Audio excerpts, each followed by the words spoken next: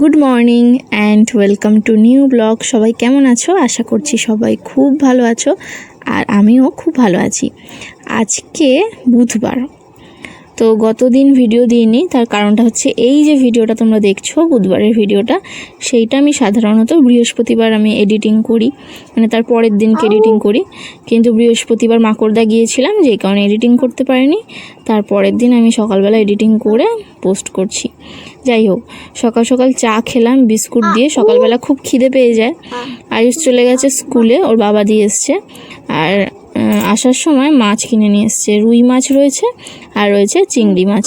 তো সেগুলো ভালো করে ধুয়ে টুয়ে বেছে টেছে নিয়ে তারপর চলে এসেছি আমি এখানে। নুন আর হলুদটা মাখিয়ে নিলাম। এরপরে সবজি টবজি কাটবো আর রান্নাটাও শুরু করব।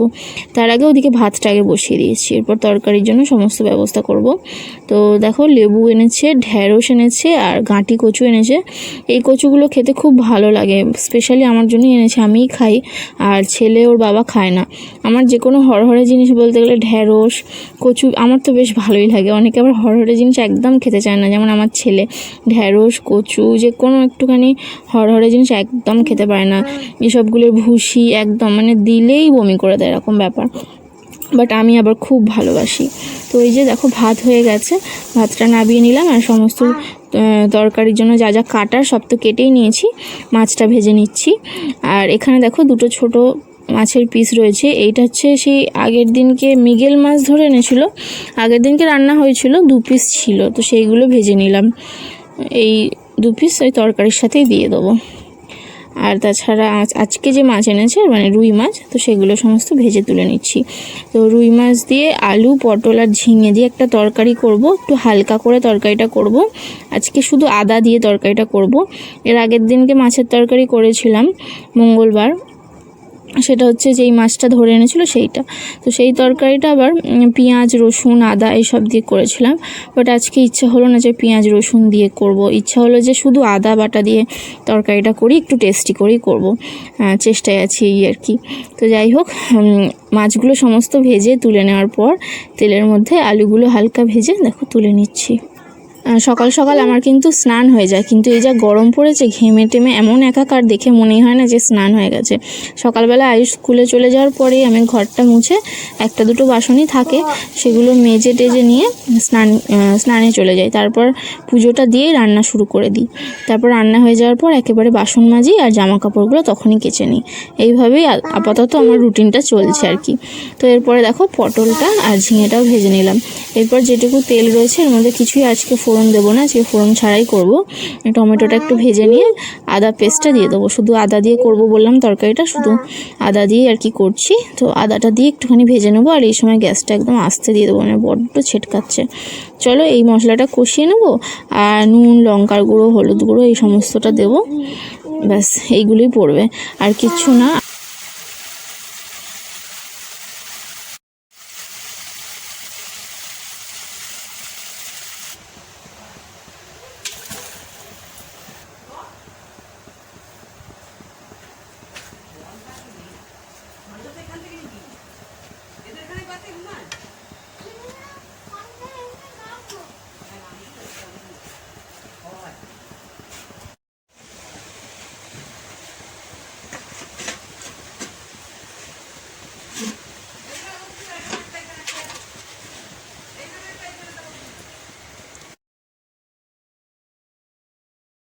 এরপরে এইদিকে ননস্টিকের কড়াইটা বসিয়ে দিলাম।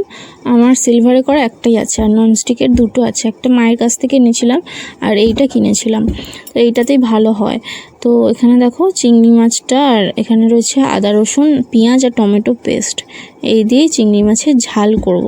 আমাদের বাড়িতে মালাইকারি খুব একটা হয় না, এমনিতেও নারকেল সবসময় তো পাওয়াও যায় না খুব একটা। আর অনেকেই যারা পছন্দ করে তারা নারকেলের দুধ কিনে নিয়ে এসে রেখে দেয়, বাট আমাদেরটা খুব পছন্দ করে না। আমি খেতে ভালোবাসি, বাট ওর বাবা প্লেন ঝালটা খেতে ভালোবাসে। সেই কারণে চিংড়ি মাছ এলে বেশিরভাগ টাইম এই ঝালটাই হয়। ছেলে আর ওর বাবা একদম আঙুল চেটে পুটে খায় বলতে গেলে। তো তেলটা গরম হয়ে যাওয়ার পরে এই যে মশলাটা দিয়ে কষিয়ে নিচ্ছি। আর গুঁড়ো মশলা ওই নুন লঙ্কা গুঁড়ো হলুদ গুঁড়ো, ব্যাস আর কিচ্ছু মানে গুঁড়ো মশলা ব্যবহার করছি না। মশলাটা ভালো করে কষিয়ে চিংড়ি মাছটা দিয়ে দেবো। চিংড়ি মাছটা আগে থেকে ভেজে তুলে রাখিনি। যদি দেখি চিংড়ি মাছটা একটু নরম হয়ে গেছে বা মাথাটা দেখলে বোঝা যায় যে নরম নরম হয়ে গেছে, তাহলে হালকা ভেজে তুলে নিই। আর একদম ভালো ফ্রেশ চিংড়ি মাছ থাকলে তখন আর আলাদা করে ভাজি না, কষানোর সময় হালকা ভেজে তারপর আমি জল ঢেলে দেবো। এতে চিংড়ি মাছটা খুব সুন্দর নরম থাকে, শক্ত শক্ত ব্যাপারটা হয়ে যায় না। এরমভাবে কখনো করে দেখবে, আমার কথা শুনে একটু ট্রাই করে দেখো, ভালো লাগবে। শুধু একটা জিনিস খেয়াল রেখো, যদি চিংড়ি মাছটা নরম হয় তাহলে আগে থেকে ভেজে নিও, না হলে আবার একটা আঁশটানি গন্ধ ছাড়ে। আর একদম ফ্রেশ চিংড়ি মাছ হলে তাহলেই পরে দিও। তো একবার ট্রাই করে দেখতে পারো এরকমভাবে। এটা আমি মায়ের থেকে শিখেছি, খুব নরম থাকে চিংড়ি মাছ, খেতেও খুব সুস্বাদু হয়, সেই কারণে এরমভাবে করি। তো চলো, কষানো হয়ে যাওয়ার পর জল ঢেলে হালকা একটু ঢাকা দিয়ে রাখবো, তারপর নামিয়ে নেবো। তো এই হয়ে গেল আমার রান্না। রান্নাগুলো হলে নামিয়ে নিলেই ব্যাস আমার রান্না কমপ্লিট।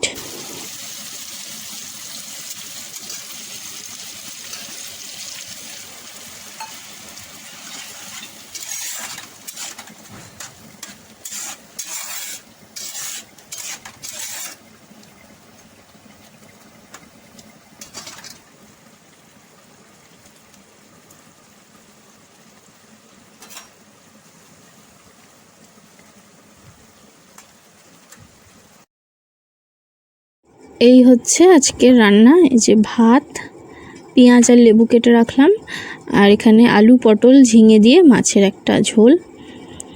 তো আজকে ওর বাবাকে জিজ্ঞেস করলাম যে রান্না কেমন হয়েছে, বললো দুটো তরকারি খুব ভালো হয়েছে, এরকম প্রশংসা করেছে। তো এখানে হচ্ছে চিংড়ি মাছের ঝাল, এটা আমাদের দুবেলাই খাওয়া হবে। তো এখন দেখো আয়ুষ চলে এসছে স্কুল থেকে, তো ওকে ড্রেসটা চেঞ্জ করে দিয়েছি, শুধু একটা হাফ প্যান্টই পরে আছে, যা গরম ছিল না কদিন। তো যাই হোক, স্নান করিয়ে দেবো একটু পরে, এখন না, একটু পরে করাবো। আর অল্প একটু ভাত খাইয়ে দিচ্ছি, অল্প একটু চিংড়ি মাছের ঝাল আর তরকারি, একটা আলু, এক পিস চিংড়ি মাছ দিয়ে সামান্য একটু ভাত খাইয়ে দিচ্ছি। এক একদিন স্কুল থেকে আসার পর ভাত খাইয়ে দিও, তো এমনিতেও ভাত খেতে ভালোই বাসে। আর আমি আজকে ব্রেকফাস্টে খাচ্ছি ছোলার ছাতু, একটু লেবু দিয়েছি, বিট নুন দিয়েছি আর চিনি দিয়েছি, দিয়ে গুলে নিচ্ছি। এমনি আমার ইচ্ছা হলো যে আজকে ছোলার ছাতুটাই খাবো। আগের দিন করে বাবাকে আনতে বলেছিলাম, ছোলার ছাতু খেতে বেশ ভালো লাগে, একটু ভালো করে গুললে, মানে লেবু দিয়ে বিট নুন দিয়ে চিনি দিয়ে গুললে খুবই ভালো লাগে খেতে। এখন আমি খাবো, খেয়ে দিয়ে আমি যাবো হচ্ছে বাসন না, জামা কাপড় কাচতে। বাসন মাজা হয়ে গেছে, আমি জামা কাপড় কাচতে যাবো, তাহলে আমার সব কাজ কমপ্লিট হয়ে যাবে। তারপর আমি ঘরে বসে রেস্ট নেব, আয়ুষকে একটু পড়াবো, তারপর এই সময়টা ভিডিও এডিটিং করে নিই, যেহেতু সকাল সকাল রান্না হয়ে যায়। এইভাবেই আজকের দিনটা কাটলো। আর 3টের সময় করে আজকে গেছিলাম আধার কার্ড তৈরি করার জন্য, এই অফিসটা আর কি গিয়েছিলাম। অফিসটার ভেতরটা খুবই সুন্দর, আই থিঙ্ক এটা সরকারি কোনো অফিস। যাই হোক, এই জায়গাটা হচ্ছে অঙ্কুরহাটি। এটা হচ্ছে পরের দিন, মানে বৃহস্পতিবার। তো সকাল সকাল রান্না সেরে টেরে রেডি হয়ে চলে যাচ্ছি মাকড়দা আয়ুষকে নিয়ে স্কুলে। ওখানেই গিয়ে আমি ওয়েট করব, ওখানে থাকবো, ছুটি হলে একেবারে আয়ুষকে নিয়ে চলে আসব। দুপুর 1টা নাগাদ বাইরে সুন্দর হাওয়া দেওয়া শুরু হয়েছে। এবার মনে হচ্ছে গরম থেকে সত্যিই মুক্তি পাবো। ঠান্ডা হাওয়া, খুবই ভালো লাগছে। বৃষ্টি হবে হবে এরকম একটা পরিবেশ। এরকম হতে হতেই দেখো বৃষ্টিও শুরু হয়ে গেছে অলরেডি। দেখো, দেখে হয়তোটা বোঝা যাচ্ছে না, আমি হাতটা পেতেছি, হাতে জল পড়বে। দেখো, মানে এই অনুভবটা নেওয়ার জন্য কতদিন অপেক্ষা করেছি, কবে থেকে ভাবছি কবে বৃষ্টি হবে, একটু শান্তিতে ঘুমাতে পারবো। যেন রাত্রে দুপুরে একটুও ভালোভাবে ঘুম হয় না এই গরমে। পাখার তলায় বড় স্ট্যান্ড ফ্যান রেখে তাতে পর্যন্ত ঘেমে যাচ্ছিলাম, এত কষ্ট হয়েছে। আজকে দুপুরে বাড়িতে গিয়েই লম্বা ঘুম দেওয়ার ইচ্ছা আছে, একদম লম্বা ঘুম দেবো। মানে কত যে ঘুমাবো কি বলবো তোমাদেরকে, কতদিন যে ভালো করে ঘুম হয়নি, কতদিন যে একটু স্বস্তির নিঃশ্বাস পাইনি, এরকম মনে হচ্ছে। খুব সুন্দর লাগছে পরিবেশটা, আর যেন গরম না পড়ে এরকম। আর আমি কয়েকটা রিলসও করেছি বৃষ্টিতে, অল্প একটু বৃষ্টিতে ভিজেছি, যদিও বৃষ্টি একদম জোরে হয়নি যে মানে খুব ভিজে যাব, অল্পই ভিজছিলাম, হালকা একটুখানি বৃষ্টিতে ভিজেছি। আর বাচ্চারা তো সব ভেতরে রয়েছে, টিফিন সব হয়ে গেছে, টিফিন খেয়ে নিয়েছে সবাই, আমরাও এখানে টিফিন খেয়ে নিয়েছি। এখানে আমরা সবাই ওয়েট করছি, বসে আছি এখানে গল্প করে, ফোন দেখে, তারপরে অনেকে অনেক হাতের কাজ করে, এইসব করে আমাদের সময় কেটে যায়। তো এরপর আমরা বাড়ি চলে যাচ্ছি, এই যে দেখো টোটো করে বাড়ি চলে যাচ্ছি।